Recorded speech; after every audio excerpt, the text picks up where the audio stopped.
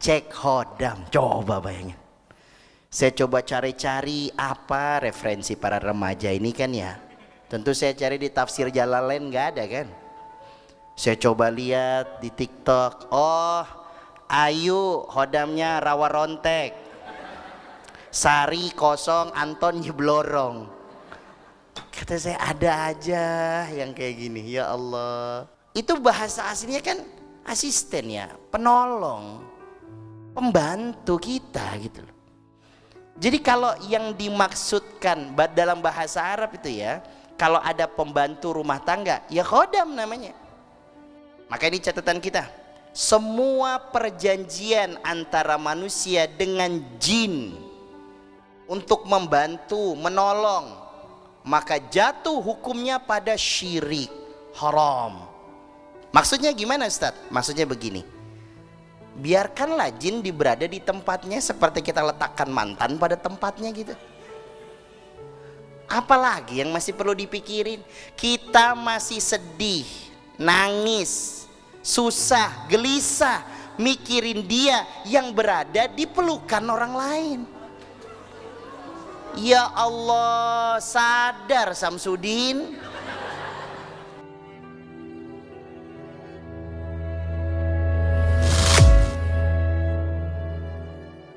Ini malam teristimewa karena materinya, temanya lagi hot-hotnya, pakai kho ini. Ya Allah, cek khodam. Coba bayangin. Saya coba cari-cari apa referensi para remaja ini kan ya. Tentu saya cari di tafsir Jalalain nggak ada kan.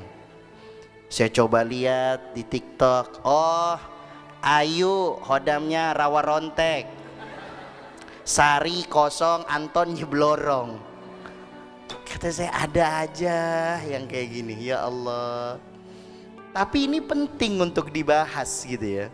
Supaya kita tuh bener-bener mengerti. Karena ada orang yang menganggap ini seriusan gitu. Jadi kalau lagi pada kumpul gitu, tiba-tiba bilang, lu mana aja sih nggak kumpul? Gue kumpul, cuma lu nggak ngeliat gue. Khodam gue datang. Waduh, jadi kan kayak berlebihan ya, gitu kan? Sehingga kita nggak bisa ngebedain nih yang wujud yang asli apa enggak. Makanya jangan ngelihat perkara-perkara sesuatu itu selalu dihubungkan dengan hal-hal yang mistis. Ini yang khawatir. Yo, khodam pakai kho tuh ya. Itu bahasa aslinya kan asisten ya, penolong, pembantu kita gitu loh. Jadi kalau yang dimaksudkan dalam bahasa Arab itu ya, kalau ada pembantu rumah tangga, ya khodam namanya. Pembantu rumah tangga dalam bahasa Arab namanya apa? Khodam. Jadi kalau pengen cek khodam, lihat pembantu tuh. Babysitter berarti jatuhnya kan. Berarti Ustaz, kalau secara zahir bahasa begitu. Yang tidak boleh kalau memaknainya secara mistis. Maka ini catatan kita. Semua perjanjian antara manusia dengan jin untuk membantu, menolong, maka jatuh hukumnya pada syirik, haram. Dagang sepi. Datang kita ke dukun nama Mbah nih, dan selalu nih dukun tuh memberikan pertanyaan yang kayaknya bener gitu. Coba kamu ada yang benci nggak? Ya pasti ada lah. Ya pasti ada lah. Masa nggak ada yang benci sama kita kan? Nah ini yang bikin daganganmu nggak laku. Coba cari air dari 7 sumur yang berbeda, cakep tuh. Sampai mana kita mau cari itu? Ustadz, berarti perjanjian kita dengan khodam ataupun dengan jin ataupun dengan syaitan ataupun dengan iblis yang membawa manfaat buat kita, misalnya biar dagang laku, atau misalnya yang belum ketemu jodohnya biar ketemu jodohnya. Kalau emang bener ada, itu bakalan viral tempat itu tuh. Saya pikir Remisa ke sono juga deh. Udah mentok nih Pak Ustadz kayaknya, dukun-dukun juga. Gimana sih kalau cinta ditolak? Tuh, udah paham banget nih, tawan banget yang belum pada punya. Berarti tidak ada perjanjian antara manusia dengan jin. Udah selesai. Kita punya alam sendiri, jin punya alam sendiri. Maksudnya gimana Ustaz? Maksudnya begini, biarkanlah jin berada di tempatnya seperti kita letakkan mantan pada tempatnya gitu. Apalagi yang masih perlu dipikirin? Kita masih sedih, nangis, susah, gelisah mikirin dia yang berada di pelukan orang lain. Ya Allah, sadar Samsudin, masih mikirin aja. Ya Allah, kita masih bengong, masih mikirin kali masih bisa balikan. Gak bisa, dia udah duduk bersanding, udah saya terima nikah dan kawinnya. Berarti gimana Ustaz? Oke, nomor 2, tidak ada faedah, tidak ada manfaat andai betul-betul kita punya kawan jin dan khadam. Tolong catat nih dalam hati kita, la nafa'alaha fil hayati ma'al jin. Nggak ada manfaat kita punya alaqah, punya hubungan sama jin. Terus kalau punya bagaimana? Ini era apaan nih? Atas. Allahu la. Khodam saya ngiler ini ya. Pakai ngiler lagi. Khodam ngiler, la ilaha illallah ya karim, masya Allah. Terus direkam lagi, bener lagi ntar viral. Khodam Ustadz ngiler, ya elah. Dipanggil MUI saya dari. Nah, berarti tidak ada manfaatnya kalau kita punya pertemanan dengan jin. Katanya kalau baca surat Al-Jin 41 kali, lalu kemudian kita merem, lalu kita melek, bisa ngelihat jin. Manfaatnya apa kalau bisa ngelihat jin? Saya tanya. Misalkan kita jalan terus ngelihat jin banyak, faedahnya apa? Kita lagi jalan gitu kan, misalkan kita lagi kemudian pulang malam, kita ngelihat ada yang nangkring di atas, ada yang kemudian loncat-loncat. Makanya pocong tidak akan pernah bisa di komplek ya, karena ada portal. Oh kemana dia itu? Gak bisa loncat, cuma ada di kampung-kampung aja itu mah. Maka catat yang kedua nih, tidak ada faedah. Emang kalau berteman sama setan gimana? Kerennya di mana bos? Kerennya di mana? Apa kita kalau lapar dia ngenyangin kayak, wah mau kajian nih. Terus kita bilang, Khodam anterin saya ke MRBC. Terus kata khodamnya, dia bilang, naik opo? Naik apa? Aplikasinya belum ada antar kami ya kan? Kita nggak bisa. Yang cuma memiliki, ingat, yang hanya bisa, yang memiliki keistimewaan, the only one, cuma Nabi Sulaiman, cuma Nabi Sulaiman. Selain Nabi Sulaiman, kalau kalian bukan Nabi Sulaiman, nggak usah tengil.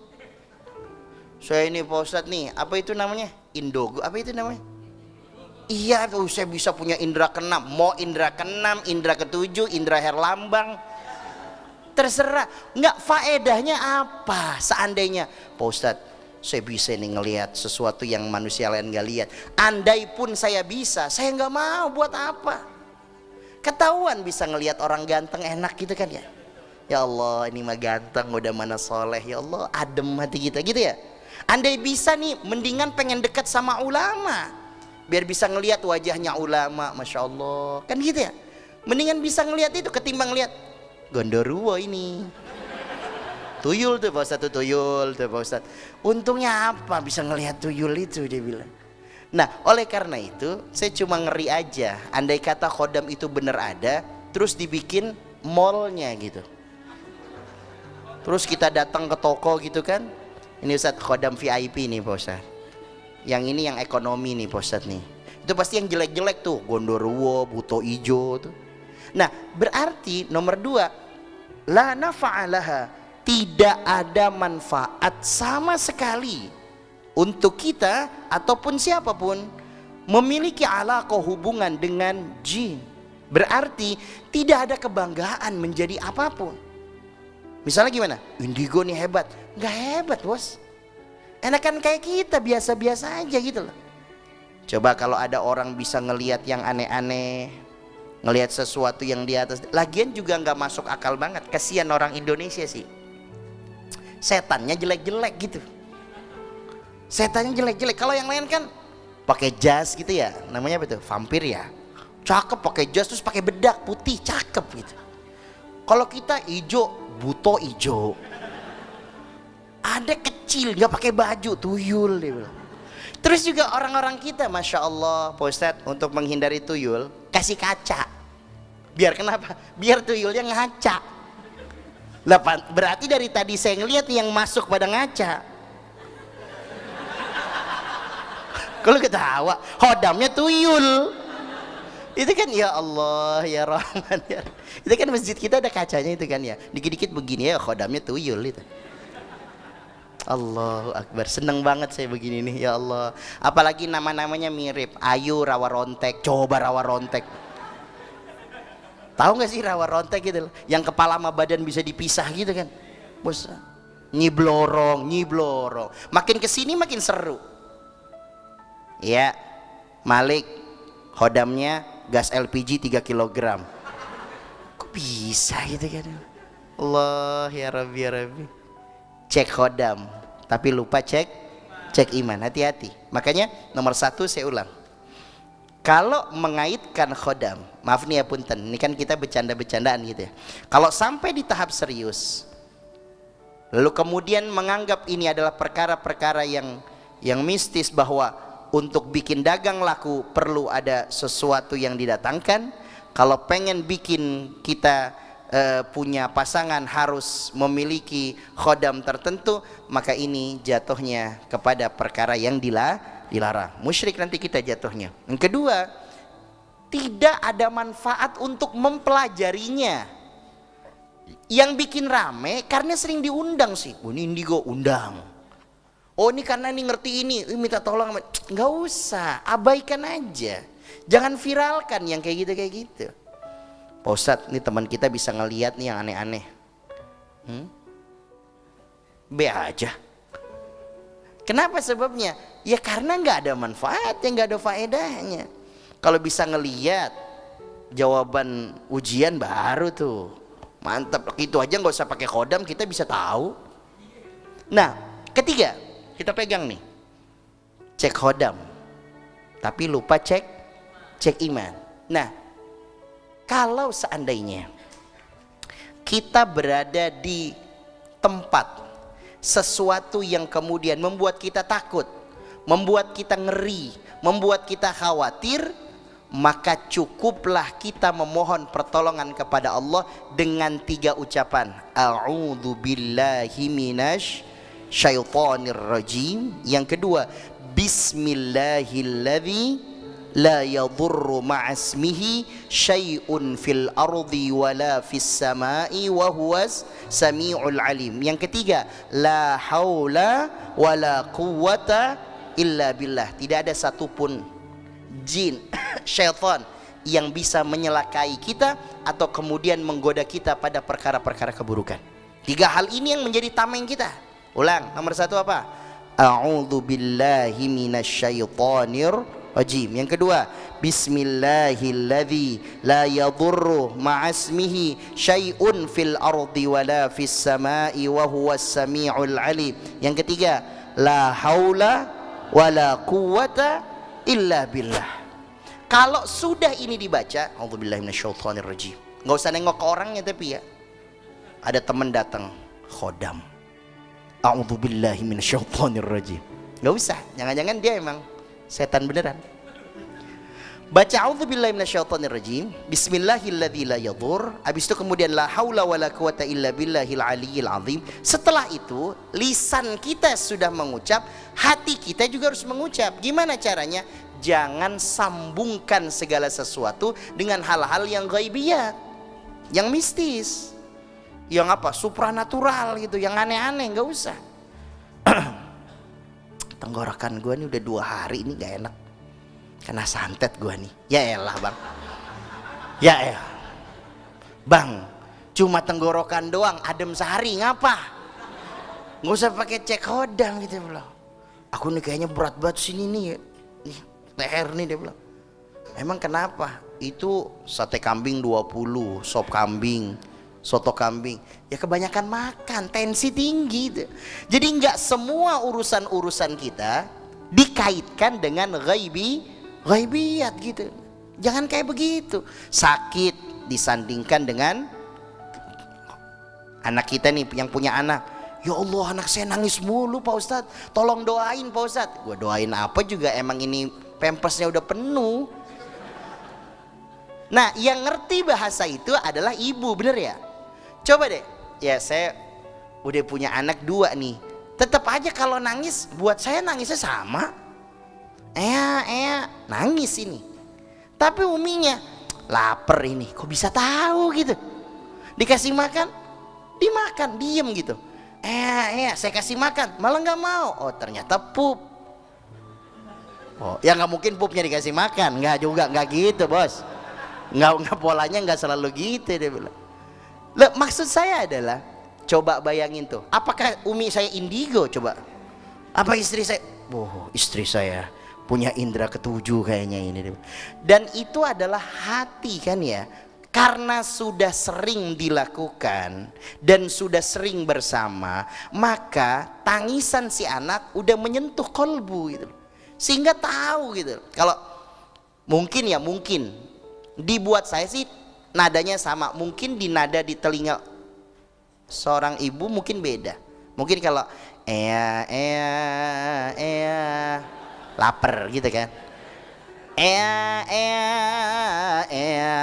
pup misalnya gitu kan, karena mungkin di telinga kita kayaknya bunyinya sama aja gitu. Nah oleh karena itu jangan sambungkan semua perkara-perkara dengan yang ghaibiyat.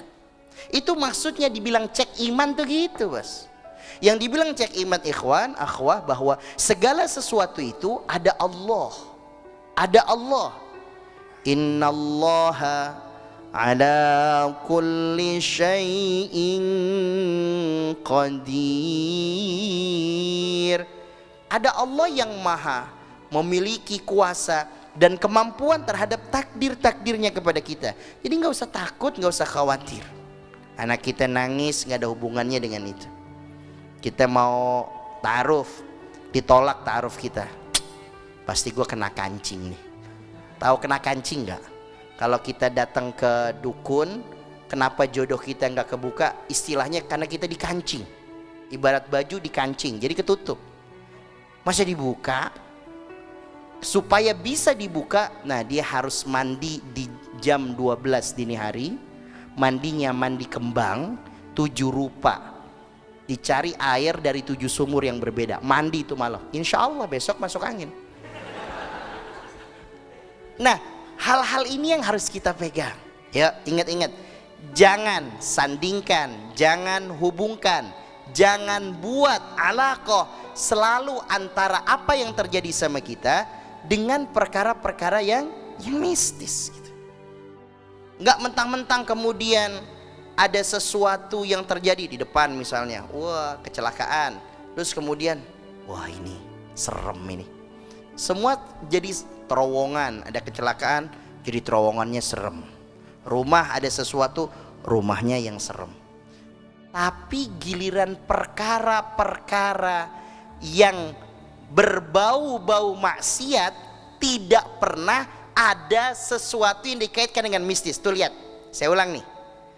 Kalau perkara-perkara yang baik selalu dikaitkan dengan yang mistis, tetapi pada perkara yang maksiat nggak pernah dikaitkan dengan yang mistis. Contoh, kalau kita tahajud dibikin takut, makanya ada film Makmum.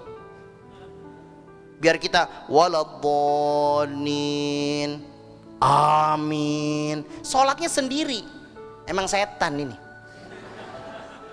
Nih setan nih. Emang setan. Gara-gara film kayak begini, orang jadi takut buat bangun tahajud. Sampai ada orang, Pak Ustadz, itu Pak Ustadz selama tahajud terus tuh nggak putus-putus, pernah nggak? Pas giliran waladhdallin ada yang amin. Saya mah ada terus. Tuh kan Pak Ustadz, Emang saya sama santri? Tuyulnya banyak ini. Paham ya? Coba-coba, apalagi perkara-perkara yang berkaitan dengan ibadah. Memandikan jenazah jadi serem. Pernah Pak Ustadz mandiin jenazah, dia ngambil gayungnya mandi sendiri. Berarti itu udah mandiri dari hidup dia. Udah mandiri, udah latihan, dia bilang.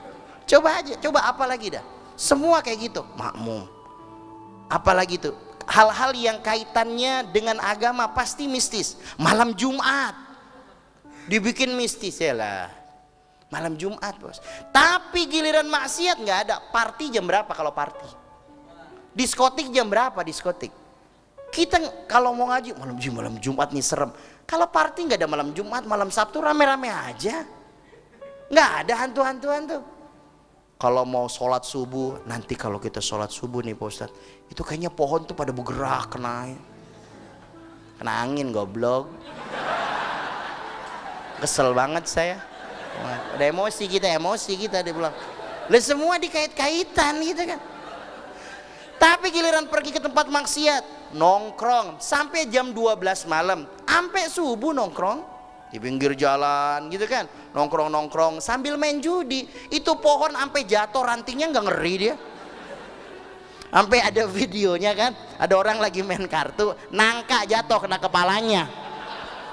Pak, nggak bubar yang main judi. Kalau saya ada, saya bilang memfush. Allah, coba ini nih. Ternyata ini kan permainan teman-teman ya. Propaganda supaya kita menjauhi agama dan ibadah, dibuat segala sesuatunya mistis gitu kan. Masjid, kalau tidur di masjid lu nggak bersih-bersih, nggak wudhu, tadinya tidurnya tuh di pelataran, nanti bangun-bangun di beduk. La ilaha illallah. Ya itu ada yang kayak gitu karena merbuatnya kesel. Emang lu nih dipindahin, bukan dipindahin setan, pindahin merbot. Saya ikut gotong soalnya. Jangan ke masjid, itikaf ke masjid, tidur masjid, astagfirullah. Gue pernah denger ya, kalau lu tidur di masjid terus lu tidurnya tiduran, terus maunya lu gimana? Tidurnya sambil lari, gimana sih? Nanti lu bangun, tahu lu udah nggak di situ loh. Ada temen gue, nih dia tidur di masjid Pak Ustadz. Pas bangun Pak Ustadz di atas pohon. Monyet kali. Temen lu monyet apa orang? La ilaha illallah Muhammadur Rasulullah. Coba lihat giliran ibadah, betul apa enggak? Kaitannya begitu kan?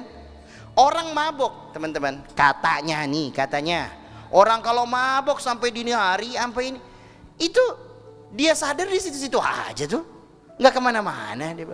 Pada perkara yang dan semua rata-rata maksiat selalu terjadinya malam. Orang main kartu nggak mungkin habis maghrib bos. Habis maghrib ngapain ya? Main kartu yuk, nggak mungkin. Pasti main kartu jam 10, jam 12. Iya kan? Udah kita main. Nggak ada rasa takutnya tuh. Nggak ada rasa takutnya sama sekali. Berani mereka. Tapi kalau kita, Masya Allah. Maka ternyata semua perkara-perkara yang disandingkan dengan hal-hal yang mistis pada perkara ibadah, ada yang ingin menggiring ini supaya kita jauh dari ibadah. Siapa itu? Ya syaitan itu sendiri. Alladzi yuwaswisu fi sudurin nas minal jinnati wan nas. Ya memang ada yang dari bangsa jin, ada yang dari bangsa manusia yang ngegodain kita, yang nakut-nakutin kita. Akhirnya kita nggak mau tahajud, akhirnya kemudian kita nggak mau kemudian etikaf di masjid, nggak mau kajian. Malam Jumat yuk masjid yuk, malam Jumat masjid pakai putih-putih ya, udah lu. Saya ada Pak Ustadz, temen saya Pak Ustadz. Nih malam Jumatan, pulang malam Jumatan nih Pak Ustadz. Berangkat malam Jumat, pulangnya hari Jumat Pak Ustadz. Kan berarti ini orang safar ya. Jadi kayak semua ibadah kita tuh disambung-sambungin seperti itu gitu. sholat, masjidnya. Terus dan selalu, maaf ya punten, seorang tokoh di dalam film-film yang bermistis-mistis itu selalu dukunnya kalau nggak pakai peci, pakai surban. Bener nggak? Udah, apalagi megang tasbih, begitu terus bawaannya. Kayaknya tokoh-tokoh agama gitu, masya Allah. Dan selalu perantaranya air, minum air. Kenapa nggak biskuit sih? Gue mah kesel banget dah. Gue kalau jadi dukun bikin inovasi Samsudin. Makanya waktu ada Samsudin tuh gue demen itu. Tahu kan itu? Wow, dia pakai keris-kerisnya nyala kan. Itu yang keren. Ada di Tokopedia. 150.000. Allahu Akbar walillahil hamd. Lah kita dibawa untuk itu. Akhirnya dia bilang, minum air kalau didoain haram Pak Ustadz. Dan minum air kalau nggak. Lah kita mau minum, sebelum minum kita baca apa? Lah bismillah doa. Bismillahirrahmanirrahim. Bismillahirrahmanirrahim. Masa haram? Iya kan? Masa ya, apalagi cuma air putih, Bos. Masa haram air putih? Enggak lah. Kalau dukun-dukun tuh kadang-kadang ada kopi gitu kan. Kalau dukun-dukun tuh ada apa tuh, jahe, kopi apa gitu. Ya Allah, bawaannya tuh yang pahit-pahit. Kenapa sih nggak jus? Tiba-tiba kamu ini coba cappuccino deh. Belum pernah gue denger kayak gitu. Dukun minta cappuccino gitu. Hah? Ya, kalau bisa latte, dia bilang latte, dia minta. Agak modern coba. Coba. Semua digiring kalau bahasa kita apa ya? Propaganda gitu. Orang nggak seneng. Jadi Islam ini disikat, dihancurkan, digerus dari semua ritualnya. Dibikin takut tahajudnya, dibikin takut tempat ibadahnya, bahkan tokohnya. Bahkan kalau ada berita nih tentang pesantren nih ada sesuatu yang kurang pas, wow, beritanya sampai digoreng terus tuh Pak Ustadz, sehingga sampai ada orang yang akhirnya ya percaya, tuh jangan taruh anak di pesantren dah, cuma gara-gara kasus satu. Lah emang yang di luar pesantren kagak ada masalah apa bagaimana sih? Lo itu yang kemudian tawuran emang itu di mana itu? Kalau anak pesantren tawuran pakai apaan? Sarung. Anak mana lu cetar-cetar gitu kan? Lempar-lemparnya sendal paling. Cuma memang ada sesuatu yang kemudian pengen mereka adalah Islam ini tidak ya'lu wala yu'la alaih. Coba bayangin deh, ritualnya dihancurkan. Apalagi masjidnya, tempat ibadahnya, tokohnya. Coba semuanya pasti dikaitkan dengan hal-hal yang mistis. Waduh, masya Allah. Dan sekarang makin gede surbannya, makin panjang udeng-udengnya, makin yakin itu dukunnya. Dan harus gitu ngapa ya? Nggak bisa begitu. Nggak bisa, gaya lain nggak bisa. Emang harus tarik nafas gitu. Nggak bisa bersiul. Nggak bisa begitu, nggak ada kreatifnya kan dia bilang. Tapi nih yang terjadi adalah kita tergiring pikiran kita terhadap apa yang kita lihat. Makanya Cek Khodam ini sejatinya orang yang buat itu kan cuma demi konten supaya orang dapat, supaya dia dapat gift ya. Ya dong, cek kodam saya siapa namanya, Ahmad Tomsani, dicek si Pitung ini. Si Pitung dia bilang, saya di rumah main golok gitu maksudnya. Nah tapi kan oh ya terima kasih dikirim gift, dianya kaya itu maksudnya kan bisa diuangkan gitu kan ya, dapat segala macamnya. Ya kitanya ikut seru-seruan kalau cuma hanya sekedar. Tapi kalau kemudian sampai dibawa kepada iman, pada keyakinan, ini yang membawa kepada kerusakan. Jangan hubungkan segala sesuatu yang terjadi sama kita selalu kaitannya dengan mistis, setan. Jangan. Hajatan, hujan, astagfirullah, jinnya kuat banget ini. Lah hujan bang, hujan pakai jin dia bilang. nggak apa-apa Pak Ustadz, saya geser taruh di kampung sebelah. Lah kan kampung sebelah hajatan juga Bu. Dan terus kalau hujannya goyang-goyang gini gimana? Bingung kita kan. Yang pakai payung gimana ini?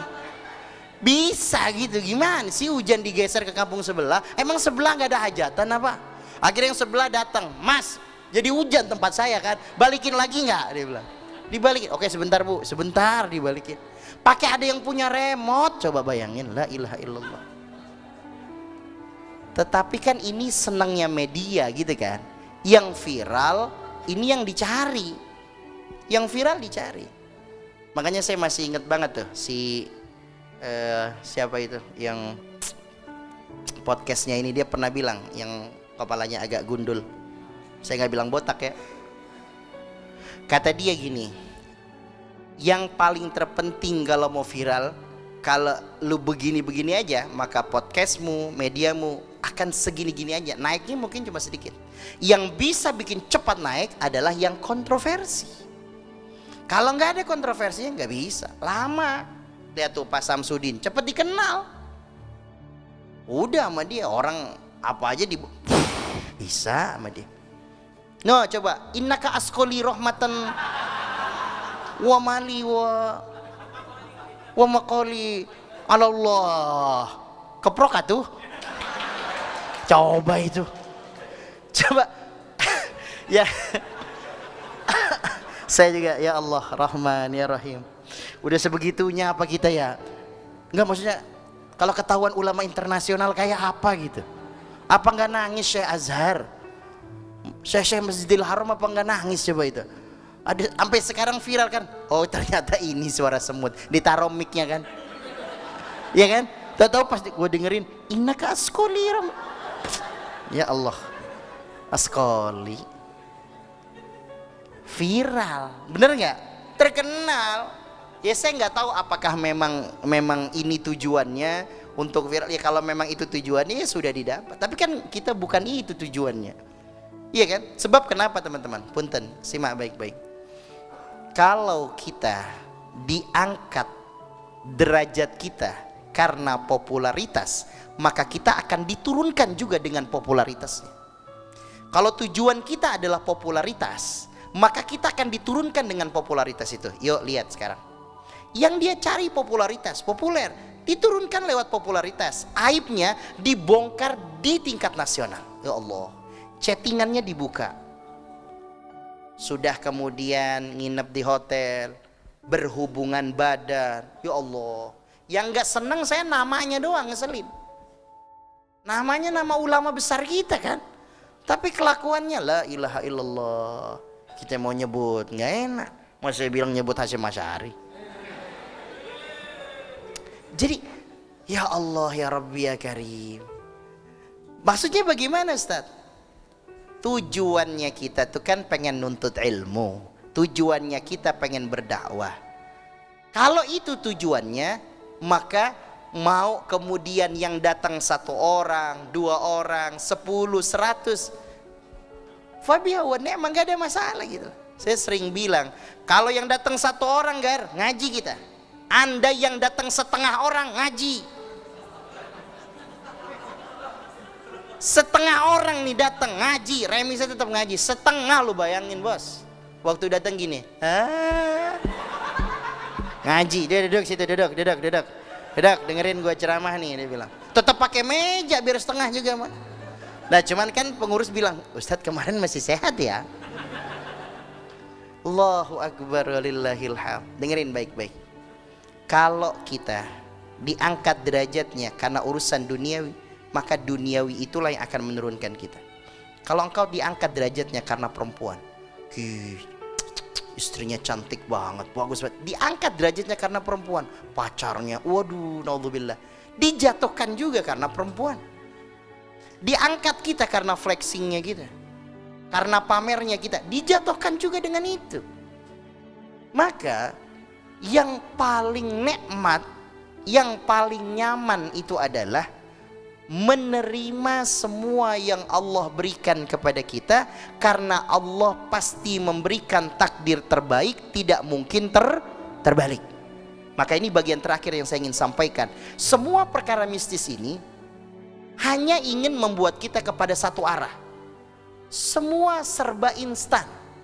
Dagang, pengen instan, nggak mau berproses. Datang ke orang pinter, datang kerjasama sama jin, karena pengen instan.